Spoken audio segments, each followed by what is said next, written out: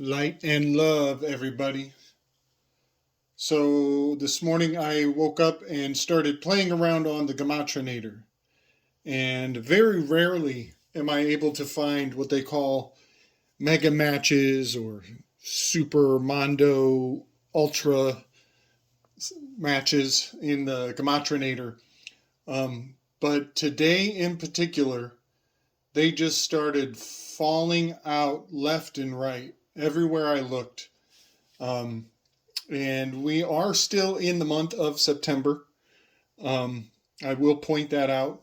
Today, I believe, is 9/24, and for some reason, everything I put in the Gematrinator was coming out with nines across the board in a major way, an absolutely major way. And it got to the point where I couldn't miss. I was just pulling words out of my hat just randomly. This was all completely inspired off the top of my head. And I started writing them down because it got really interesting. And then I ran out of dry erase board. And in fact, if you can tell, I started running out of dry erase marker. Um, so I I put all of these down on the board here, and I wanted to bring them to bear to share with everybody. And some really interesting patterns have come through. And uh, what I want to preface everything I'm about to say with some uh, some interesting facts, biblical, historical, uh, and uh, anthropological facts. And that is that the language of the Greeks was very unique, was very profound. A lot of people are kind of focusing back on this little uh, tidbit of history.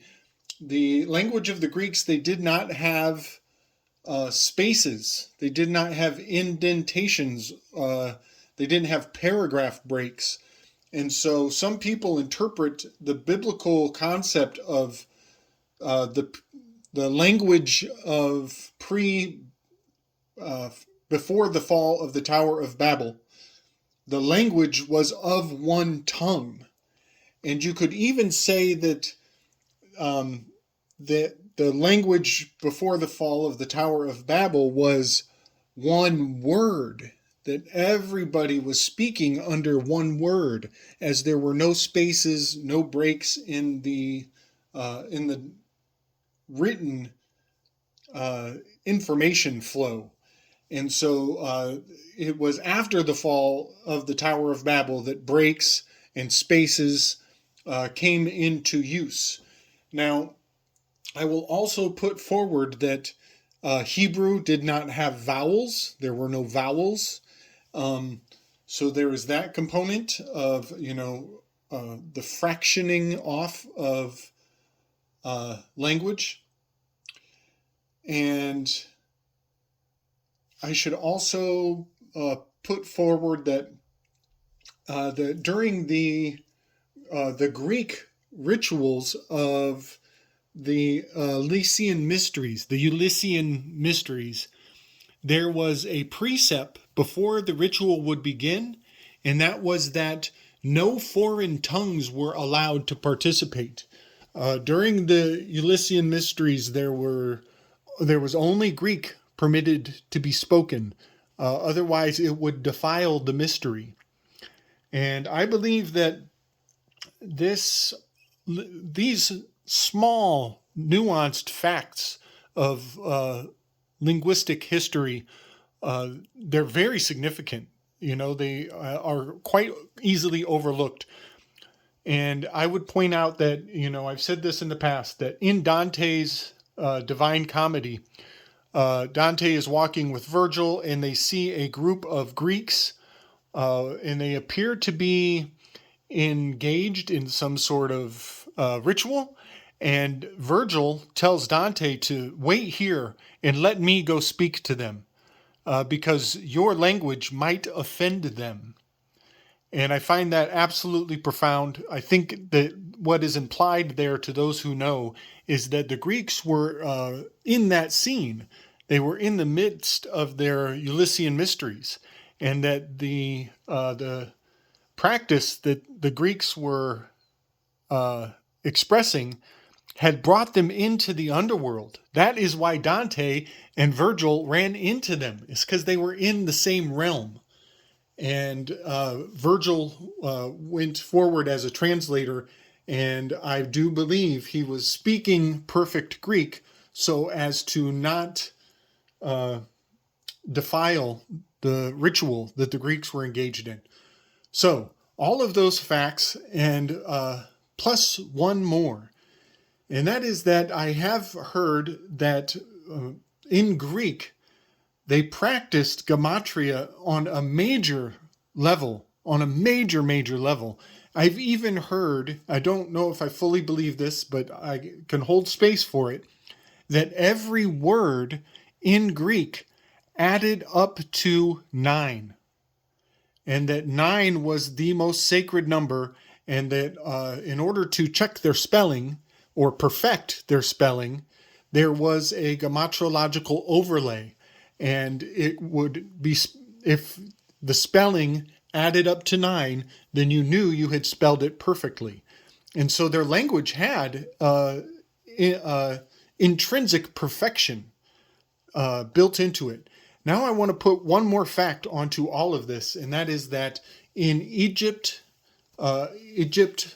myth, some believe that Thoth was married to Ma'at, and some would say that Osiris was married to Ma'at. And I will just point out, regardless of which chapter we're in or what script we're reading from in that Egyptian history, I will point out that Ma'at is the matriarch who is she holds the other half of the household.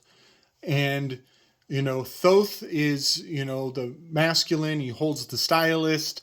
Osiris, he's got that thing with the penis going on. But I think what we're seeing here is the left brain and the right brain, the two halves of the house, the two halves of the temple. And so having a divine wedding of the masculine and the feminine in your mind is, to me, indicative of the that perfect spelling of the Greeks and the mathematical perfection of gematria, also encoded into language. So what I think I'm seeing here with what I'm about to delve into is something of the remnants of Greek and Egyptian mythos baked into our language, and specifically into certain sacred words and concepts. And so what I'm about to put forward here has much to do with the tarot, which, we know comes through gypsies, comes through Jewish traditions, and I also believe Greek and Egyptian. And all of this is, in my mind, kind of building the Tower of Babel back up. And this is, to me, this is the moment, where Neo, again, where he looks at the walls and he sees the writing on the wall. He sees the code, the bostraphodon, going in two directions. One direction being letters, and the other direction being the numbers that are the that overlay and overlap one another. So this is just a quick list of many words that I found to be mega, super, ultra, magnificent magnifications of a perfect match, all of which add up to the number 9. And I have another list here. I ran out of dry erase, so I'll shoot through that list when I get done. But essentially, I started with the word tribe. I've been doing a lot of work on this tribe of Dan, the tribe of A-N-D, D-N-A, the tribe of D-A-N, the tribe of Dan, which is actually encoded in this word tav. If you look up tav and study the implications of the TAV, you will get that you will see hints and indications that the tribe of Dan, the foundation, the footsteps of the God of the Hebrews, is leaving a bit of a trail, and that's kind of what I am tracking down right now. I'm trying to track down the tribe of Dan, and first thing I saw was that tribe and path are interrelated on a major way. They both have a perfect mega match, gamatrological mega match. They all, in English ordinal, full reduction, reverse ordinal, reverse full reduction, and even other ciphers. This is just what I could fit on the board. In other ciphers, tribe and path have perfect numerological, alpha numerological harmony. Perfect. They are a 9 every time across the board. And now I should also put forward that what I was trying to get at here, and I forgot to write this one on here, but the phrase left han path, if you drop the D, you drop out the delta, drop out the delta, left han path, LEFTHANPATH. Also, just the phrase left han is a 9. And that is because path is a 9, left han is a 9. You add them together, you get 18, and it all turns into a 9. It collapses. And that is what kind of the beauty of this system is when you get these 9s and you put them, sync them together, they collapse into each other and become a 9. And in Greek, that was literally called the ring of truth. It had the ring of truth to it. I should have looked up the word truth. I wonder if that's a 9. So just blazing on forward. I then put telegram. Just out of actually, I started with tele because I know that tele is a city. So I put tele, and then I added the gram, and sure enough, I got 9s across the board. And again, this is in more than just these 4 ciphers. Sometimes 6, 7, 8, almost all of the ciphers with some of these words added up to 9. The list is just mind-boggling. It was quite the adventure. It was very invigorating, to say the least. So then I put in the fool. I started with fool, and it was not perfect, so I added the, because it is, that is what these cards include the word the in the beginning.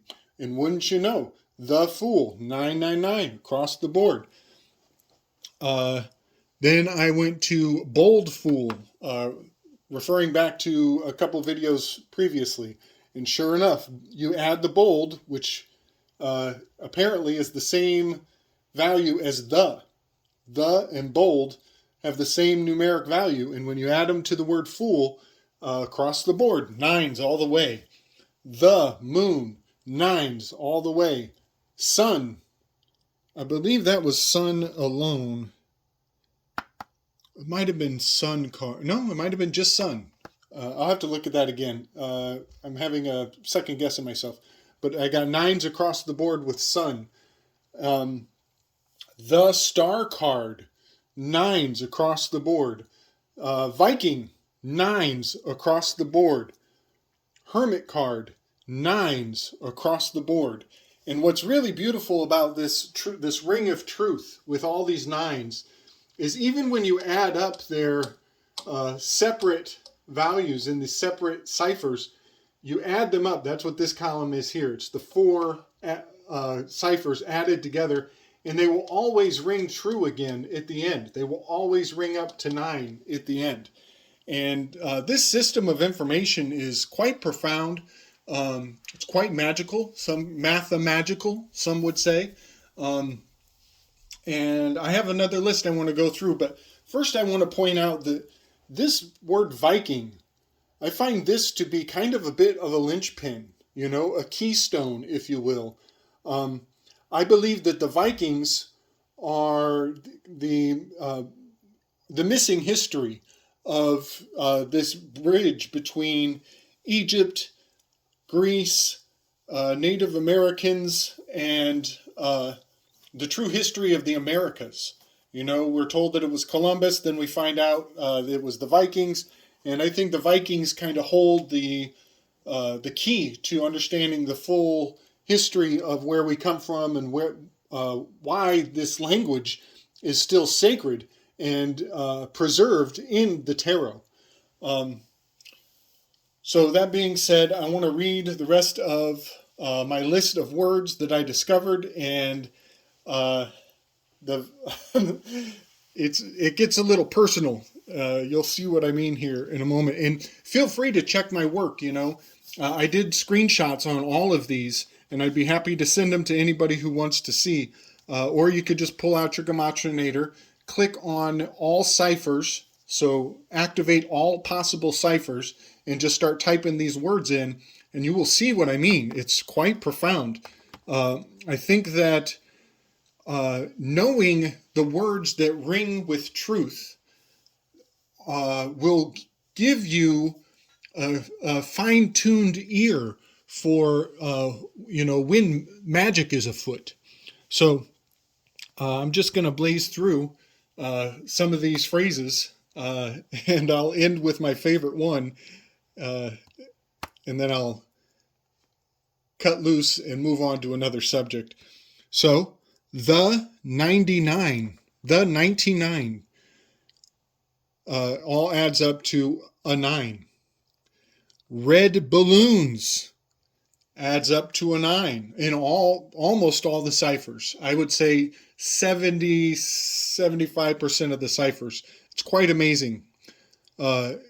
Sacred cloth adds up to a 9. Jupiter adds up to a 9. Angel Michael is a 9. Gabriel is a 9. Across the board. Also, I did CDCAP, Center for Disease Control and Prevention. Sure enough, 9s all the way. Keck. Keck was a 9. You'll find that Big is a 9. SDM is in Sodom is a 9. SAP, SAP. Also PAS, PAS is in peace. All adds up to 9. Gato, Gatto, gives you 9s. And perro, as in dog, many, many 9s. And just to put the Parmesan cheese on top of the placenta casserole, I had to put placenta into my Gematrinator, and wouldn't you know, 9s across the board. Ladies and gentlemen, we are looking at the old language, the old way of speaking, the words that go back to the ancestors. These are powerful invocations. Please use them carefully and, hold them with respect and know them when they are put before your eyes. They have high, high value. Much love. Peace.